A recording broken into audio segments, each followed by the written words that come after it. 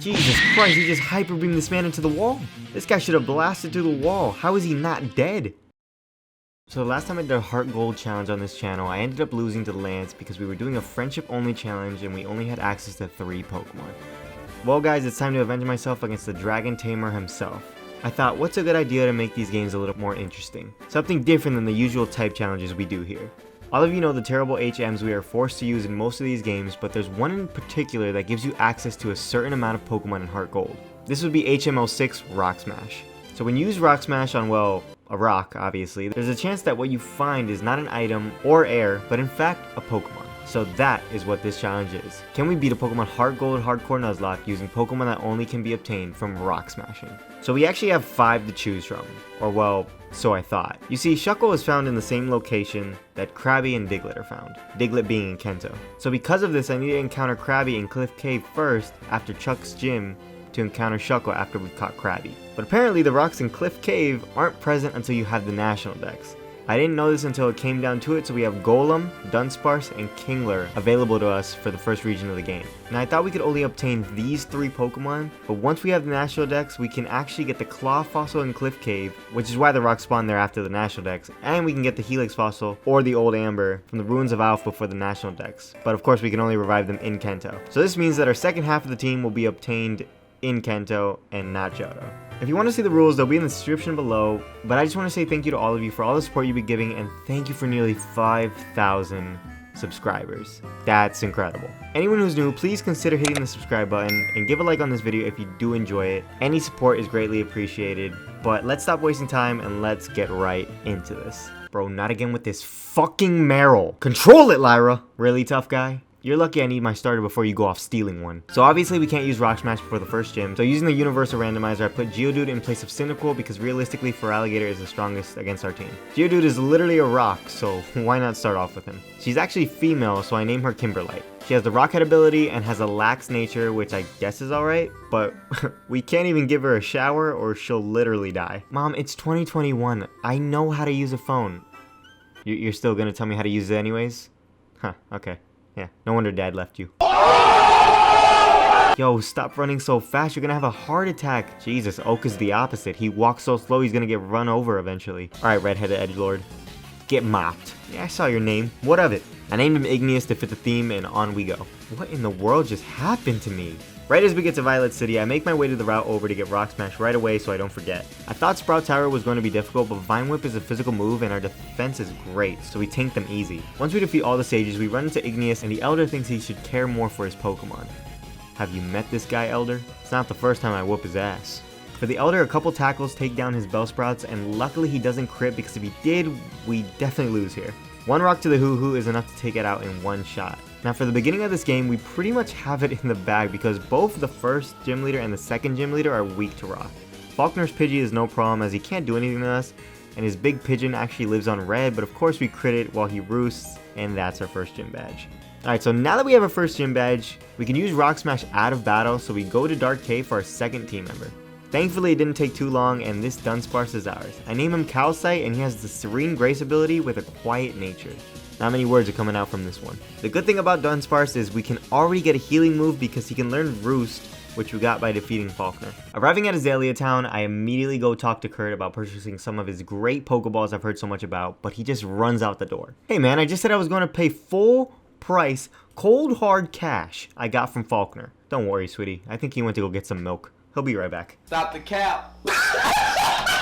Oh, so you can't move? How convenient. Maybe if you cared more about your daughter, you wouldn't have fell down here. Damn! I guess I have to clean this mess up. Proton isn't too difficult, but I do use Calcite so that Kimberlite doesn't over level. We only have Rage at this point, so Calcite has to be furious to take down both of Proton's Pokemon. As I said, the next gym leader is easy due to its typing. I mean, this Beedrill stands 0 chance. My man's doesn't even have a legs and he's taking names. Before we fight Bugsy though, I decide to fight Igneous for a little confidence boost. I lead Kimberlite against his Ghastly, and since he curses, a nice rock kills him on his first turn. Obviously we can't stay on a curse, or Croconaw for that matter, so I switch in Calcite and tank a Water Gun. Good thing we have Yawn and Roost for this fight. Oddly enough, he does go for Scary Face twice, so that helps us. I just played a little safe with roosting here, although if he crit we could have been in big trouble, and eventually our Rage does do enough to kill this chubby crocodile. Zubat isn't a threat at all, so after raging a couple times, this blind bat is down. Bugsy is probably the easiest gym fight, and I don't even need to use Kimberlite because Calcite learned Rollout at level 17. After he goes for a U-turn with Scyther, we roll out once on Metapod and twice gets him into the red. When he heals, a third rollout just completely obliterates Metapod. And he sends in Scyther again just to die to a quad effective rollout. And of course, Kakuna dies to our 5th rollout, standing 0 chance against our beautiful Dunsparce. Yo, what am I, your slave? Why can't you go find your Farfetch'd? Like, why do I have to do it? Alright, fine. 1 and 2. Grandma knows exactly what she's talking about, Lyra. I got them digits and I'ma use them. Late night booty call, you know what I'm saying? Whitney, how the fuck did you think the answer to question 3 was apricots? It's apricorns. Come on, you're not even blonde. What's going on? Well, at least now I know we're definitely winning the gym battle. Alright, I start off with Calcite and yawn on the first turn. Once it's asleep, I get a crit rollout and 2 more end up knocking it out. Once she sends in Miltank, she goes for a track turn 1 per usual, but luckily we do break through it and a big rollout leaves her in the red, almost knocking her out. Wow, the fight could have been over here. Attract is really strong, so we do get immobilized, so I try to get a yawn off, forgetting she actually has a Lumberry on this cow. Anyways, I go into Kimberlite as she heals her sleep. She can't do much to us with her stomp, so eventually Kimberlite ends up hitting a magnitude 10 and kills her from half of her health. Good job, you piece of rock with 2 arms. Third badge is... oh, right. She's crying again. Now this trainer on the route to the right of National Park gave me a big scare. His Abra is no problem, but his Kadabra's confusion gets Kimberlite extremely weak, so I switch into Calcite and we're at 21 HP. I basically have to try and roost here, so he confuses one more time and leaves Calcite at just 5 HP. Wow, good stuff, buddy. So we get a roost off, and the next turn he uses Kinesis, so we can get another roost off. Now he did end up confusing us with confusion, but we're able to get a yawn off, and of course, his next confusion crits us, and thank God we break through the confusion and roost, so we're still in this. Once he's asleep, a couple of rollouts gets rid of Kadabra once and for all. Wow, that fight shouldn't have been that scary. But he was a psychic type trainer, so I probably should have avoided him, considering Geodude was obviously going to take a lot of damage. Alright buddy, don't get too dizzy now. I don't want to have to carry you to the hospital. Our second fight with Igneous is in Burnt Tower. He leads Ghastly once again as we lead Kimberlite. He does manage to confuse us, but we break through and throw a big rock at his face. Geodude does hit herself next turn, but on the third turn, Igneous just gives up and orders his Ghastly to do the same. Poor Ghastly. You deserve a better trainer. Up next is Croconaw, so I go into Calcite. He uses his scary face strat again for some reason as we put him to sleep. I roll out and he's asleep for all of our rollout turns, so down goes Chubby Croc again. We still got the momentum from rollout, so fortunately Zubat gets obliterated by Calcite. Magnemite is his new encounter, but Kimberlite's magnitude literally destroys this magnet. Igneous, I'm telling you man, it's the red hair. Get rid of it. It's like Whitney with the pink hair. Well, a little training in the gym gets Geodude to level 25, and now we have a Graveler. This next gym shouldn't be too difficult for us, seeing as Calcite is a normal type and we learn Pursuit, which is super effective. One Pursuit is enough to kill Morty's first Pokemon because he curses right away. Unfortunately, now I have to switch to Kimberlite. The good thing is that his Haunter misses a big Hypnosis on us, so we waste a turn on him. The bad thing is, though, that he hits a second Hypnosis and Dream Eaters us the following turn. But the good thing is, we wake up right away and Kimberlite's Rock Blast hits 3 times to KO the Haunter. What a clutch from Graveler. Now, I probably should have switched to Dunsparce on the Dream Eater, but I'm a dumbass. Once his Gengar is out, I switch into Calcite because I'm dead to a Shadow Ball, and we get into Calcite for free. This Gengar does have Sucker Punch, so I probably should have just yawned because it can't hit me, and that way it couldn't put us to sleep. But I didn't do that, and instead just wait out the sleep turns and Pursuit and Roost from Sucker Punch until finally this Gengar is down. I did yawn his Haunter, but it was useless because he gives up and a Pursuit is enough to kill him from half because the Gengar line just has terrible defenses. Speaking of weaklings, the gym leader isn't here. Holy crap. What a roast and a half. No rival would say that nowadays. What a savage. But not as savage as Hugh literally hitting a Team Plasma Grunt. Hey! Boom! Nothing will ever be that savage. He ain't wrong though, she is a weakling. And why did I just take the ladder if there's an elevator? You fucking bitch. How is Chuck not drowning during his training? Who told him that was a good idea in the first place? I mean, do people do this training in real life? So the reason I didn't get Kingler for this fight is because I wanted to delay the encounter until Cliff Cave, like I mentioned in the beginning of the video, so that I could then get Shuckle and Signwood instead of Krabby. However, like I also said, I didn't know the rocks weren't there until we get the national deck, so I don't figure that out until after this gym. So yes, I took this gym on with a rock type and with a normal type. Severe disadvantage. Fortunately, we got the TM return from Goldenrod from some girl in the department store, and Primeape can't hit us because of Focus Punch. If you don't know what Focus Punch is, it's basically if we hit him in the same turn, he'll lose focus. And both Primeape and Poliwrath had this move. Now for his Poliwrath, this could be bad if he hypnosises. I think it's hypnosises. That's how you would say it, right? I'm dumb, yeah. But he doesn't actually ever go for it, and as his Surf leaves us at 18 HP, we're able to secure the W from Chuck. Why, Game Freak? Why? Just don't make the fossils obtainable until post-game. But just put the rocks here. At least we'll get an Armaldo later. So in Signwood, we smash some rocks and come across this adorable little Krabby, which I name Olivine. Pretty fitting, seeing as Olivine is a crystal and Olivine is the name of the city that is near the ocean that has Krabby in it. She has a modest nature, which completely blows. But we do have shell armor, which is amazing because she can never get crit. Also, this Krabby, I'm pretty sure, has 0 speed IVs. RIP, girl. I level her up to level 28, and she's not a Kingler, but a Queenler. Oh, brother, this guy stinks! So for Jasmine, I didn't level to the cap because Price is actually a level lower with his Piloswine being at level 34. And we have to do the Rocket Quest before the gym. Fortunately, we have Kimberlite who takes out Magnemite in one shot with an Earthquake. Celix's defenses are great, so an Earthquake only does a third. And he misses a big Iron Tail, so I can get another Earthquake to make her pop her Citrus Berry. Next turn, she actually uses Sandstorm, so another Earthquake puts her right in the red. Predicting her Hyper Potion, I go into Olivine for free. I don't know why I was Mud-Shotting, to be honest. I had Bubble, and I also had Surf, but I didn't teach it to Olivine. Boy, ain't no fucking way, boy. Well, anyways, a couple Mud Shots later gets him down to the yellow, and I think I didn't want to get taken out by Sandstorm damage here, since I was using Mud Shot, which wouldn't have killed, so I switched. Seriously, why didn't I just use Bubble Beam? Anyways, we switch into an Iron Tail, and an EQ is enough to finish the Steelix. And of course, yes, this Magnemite gets completely mopped. After running into a Gyarados who's on her time of the month, we decide to help Lance in Mahogany. Jesus Christ, he just Hyper Beamed this man into the wall. This guy should have blasted through the wall. How is he not dead? Nothing really happens in the hideout except Petrol cosplaying as Giovanni, and that pissed me off, so I whooped his butt. Ariana, I heard your favorite position is 69. Is that true? Well, once all that is taken care of, we go headfirst into Price. He leads Seal as I lead Calcite. A single return gets him super low, and once he potions, a second return gets a higher roll, so we kill it with a single blow from full. For Piloswine, I put it to sleep as he sets up a Hail and gets that 100% accurate Blizzard. We do have Roost to heal that damage back up, so once he's asleep, a nice return puts him into Citrus range, and another one puts him into the red. We finally kill Piloswine, and 2 returns kill Dewgong easy. 7th gym badge is ours. Now we gotta go to Goldenrod City to stop Team Rocket, but first we do get the dopest outfit in the game. On our way to sneak into the hideout, this dumbass blows our cover. Maybe if I stare at this wall. Fuck, come on man. Yo, why is she coming from the basement? What purpose do you even have down there? Here we go, another battle with Igneous, and he leads Golbat again, so Kimberlite takes care of that easy with 3 Rock Blasts. After that pesky bat, we have this unevolved Weasel, and we get a nice stomp on it to half. At this point I realize he can't do much, so I switch back into Kimberlite, but look at this, he switches into Magnemite. So I mean, we already know how this goes. Sneasel comes back out, and an Earthquake finishes that. For Feraligatr, Dunsparce tanks his Thrashes, and a return does a clean 50%. And another one finishes his Big Gator. Of course, his Haunter curses, so a Pursuit is enough to take it out as well. Oh, I know what that Kimono girl was doing down here. She was giving this man that good. Now, the admins weren't too difficult. Proton's Golbat is easy, and his Weezing dies to some Rock Blast. For Ariana, her Arbok intimidates us, so our Stomp does nothing.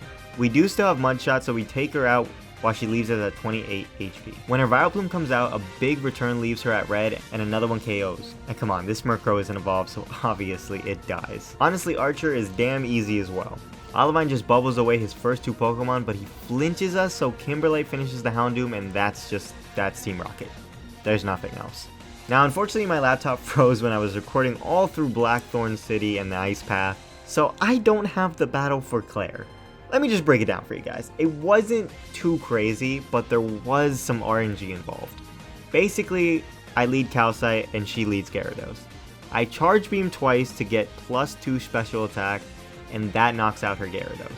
Then she sends out her Dragonair, which can't do much to us except being annoying with paralysis. Basically from here I set up to +6 special attack for free, while the Dragonair was put to sleep from Calcite's Yawn. I also made sure before I killed it that we were full health from Roost. So once we kill that first Dragonair, her second Dragonair comes out. I put Blizzard in place for return on Dunsparce, so a Blizzard connects and kills her Dragonair. Thank God we hit it. Now her final mon was Kingdra, and basically we just needed to not get paralyzed and for her not to crit us with one of her moves. But she goes for Hydro Pump and she actually ended up missing on us. So we were able to break through her paralysis and knock out her Kingdra with a +6 special attack, Never Melt Ice boosted Blizzard, which I'm pretty sure needed to be on Dunsparce.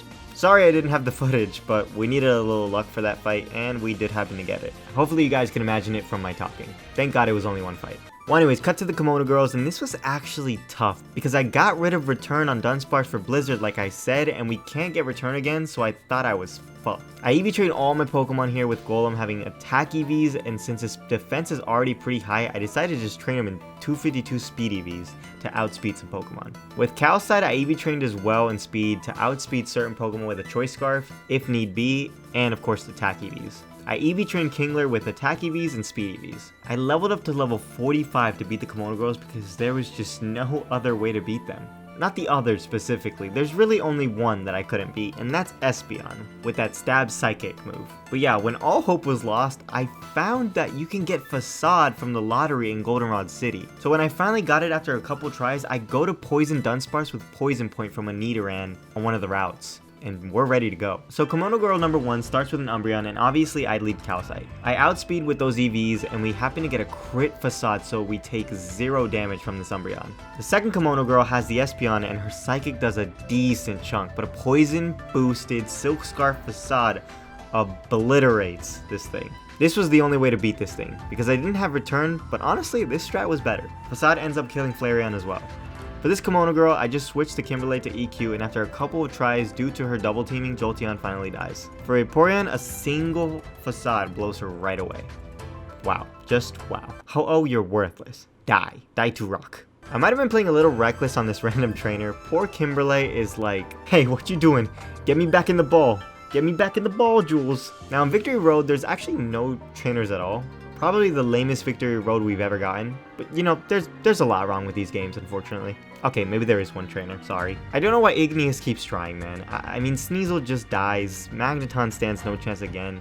I stayed in on Feraligatr because I know I have good defense, but man, this was close as fuck. Sorry, Kimberlay. At least an EQ gets him down to a 3rd. I switch in on a Waterfall to Olivine, and 2 strengths is enough to KO. For his Haunter, I get a crit Charge Beam, and we kill him easy. Kadabra was gonna die here, but of course he disables Charge Beam, and I struggle for the memes. Alright, enough of that. Olivine, come back. Okay, never mind. Calcite, come back out. Now we're in a pickle because the Charge Beam doesn't kill and his Side Beam might kill.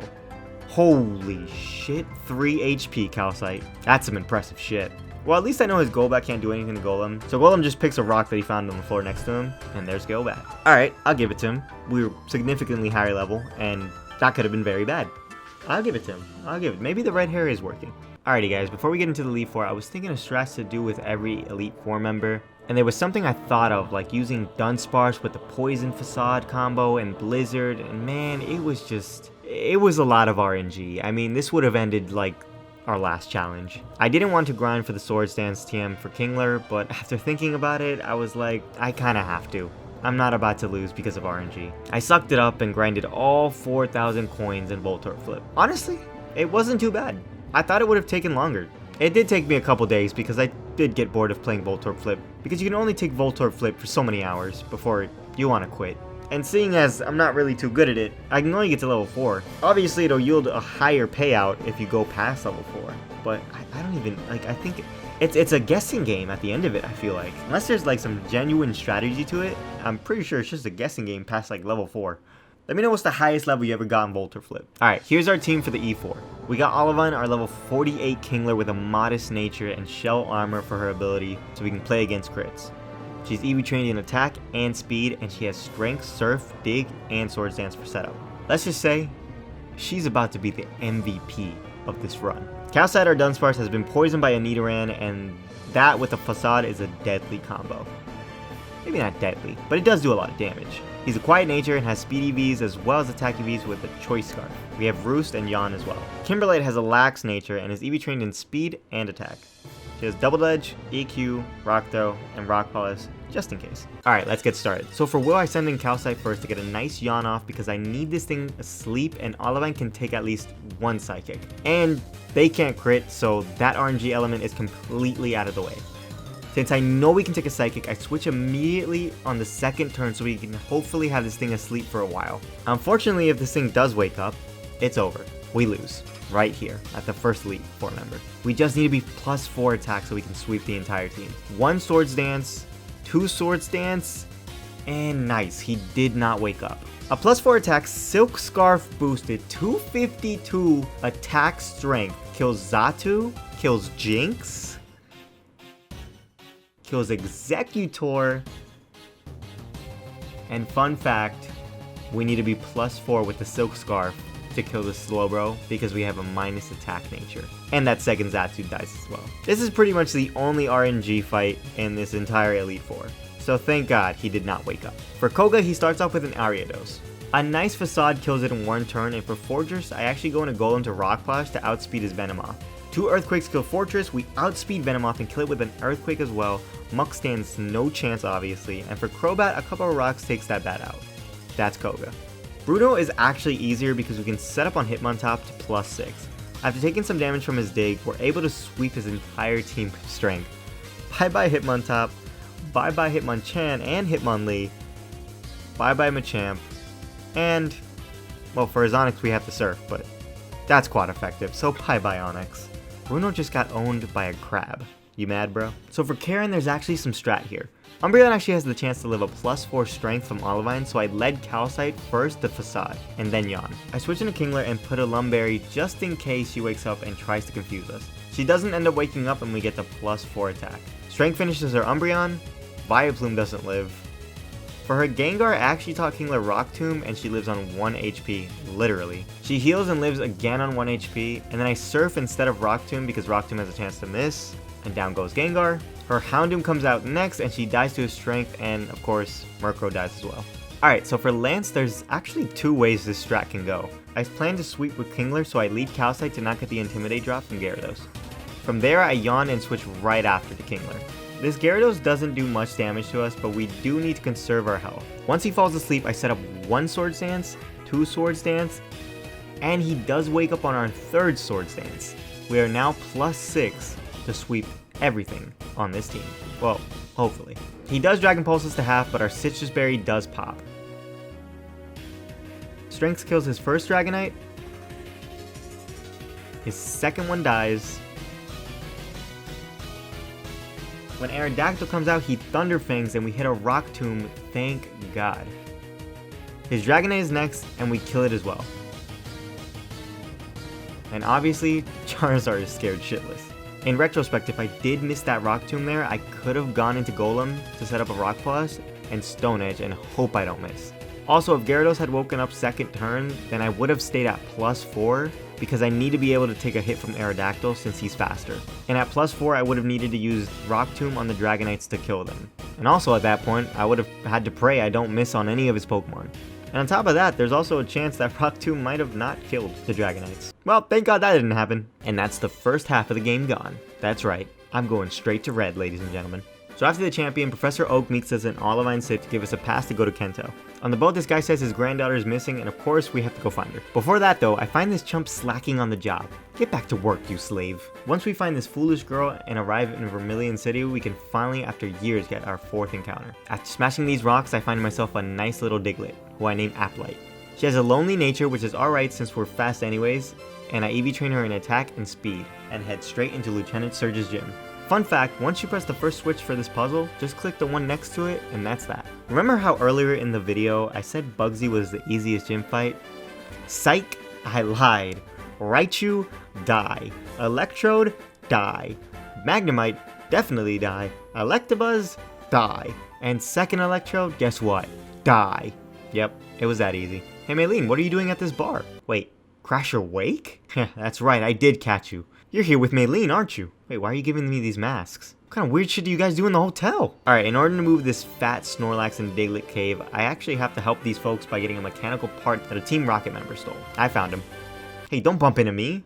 Where the fuck do you think you're going? Really? Leave the couple alone, they're frightened. Well, after doing that easy side mission, the radio station should be back up and running so we can wake up Snorlax now with the radio. I put Thief on Diglett to steal that 100% leftovers on this thing.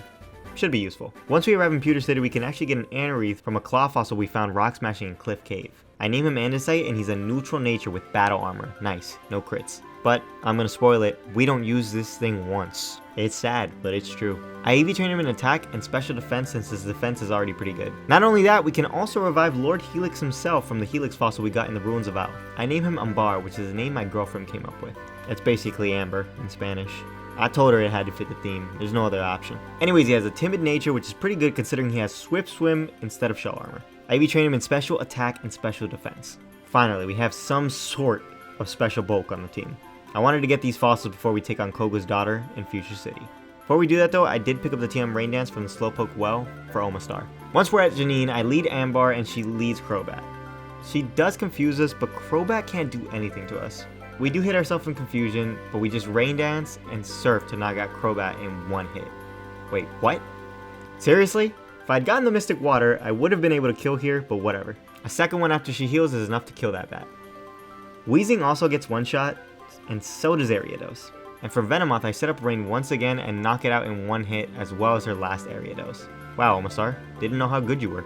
After we beat this gym, I head back to Pewter City and I don't actually set up Rain this time and instead put the choice specs because Graveler has Earthquake and we need to be healthy to take a hit from both Kabutops and Omastar. Graveler gets mopped, Rhyhorn gets mopped, Kabutops gets off a Giga Drain, but thanks to the special defense EVs, we tank that and down goes Kabutops. Onyx does set up a Sandstorm, but we kill him with a quad effective Surf, and when Omastar comes out, a Surf leaves him at a Sliver because the Sandstorm boosts special defense on rock types. After proceeding to heal 3 times, eventually the Sandstorm subsides and we're able to pick up the KO. Sorry, Rock, but I mean, you can't see, so that's probably why you lost. Oh, dear lord, did I interrupt? Hey, watch your language, Karen. I just need my gym badge. If you're not going to do your job, don't be a gym leader, you fucking bitch. She starts with a Golduck, and I get a Sword Stance off. Unfortunately, turn 1, she disables Sword Stance, but I guess we don't really need to be +4 since nothing on her team really poses a threat to us. Once her Golduck goes down, 2 returns takes out her Lapras as she misses a big sing. Her Starmie is next, and we get her down to her Citrus range as she Ice Beams. She leaves us at just under half, and we retaliate with a nice return. I did, in fact, have a Lumberry on Olivine in case she did confuse me.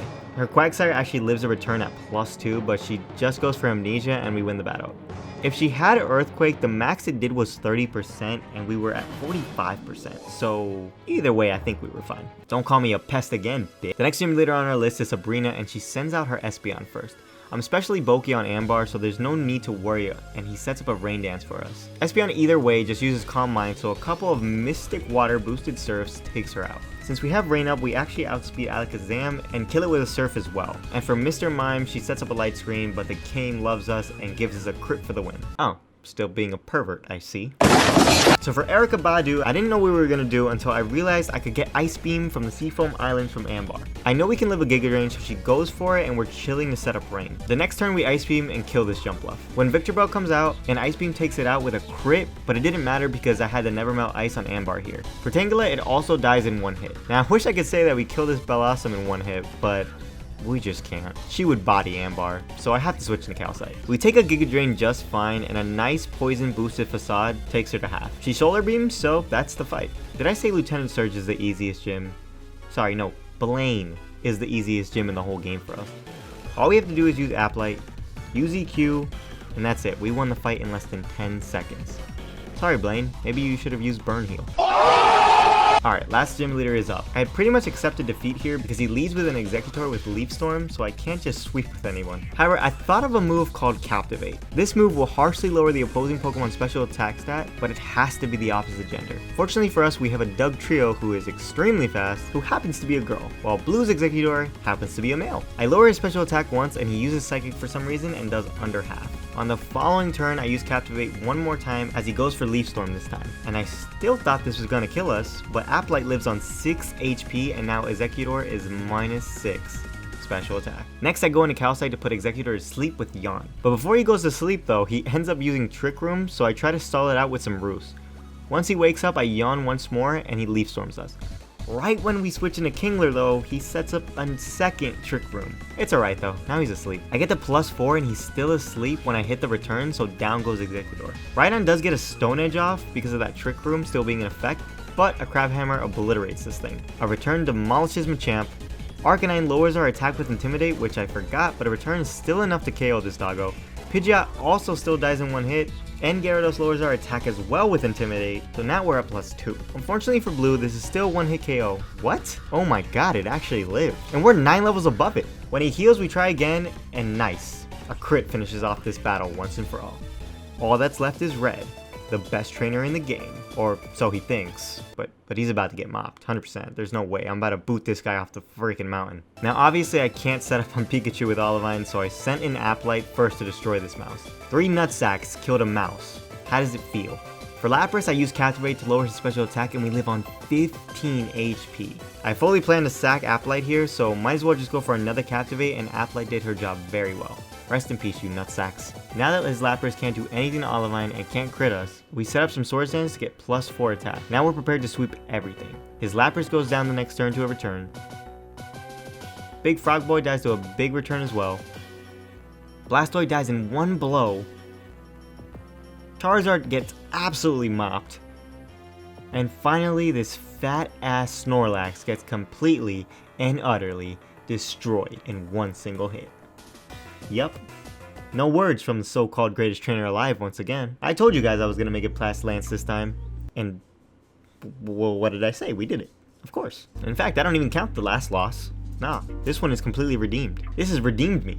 This has redeemed my honor. I'm going to call Zuko up. I'm going to tell him how I feel. And 1 death in this whole challenge? Psh, not too bad. I realized at this point that Andesite did absolutely nothing. I mean, I guess he was on the sidelines supporting, right? Yeah, that always matters. But anyways, thank you so much for watching. Give it a like if you stayed till the end, and leave suggestions for the next challenge we should do. These are always fun. Thank you for all the support lately. I love you all. My name is Jules, and I will catch you in the next one. Bye.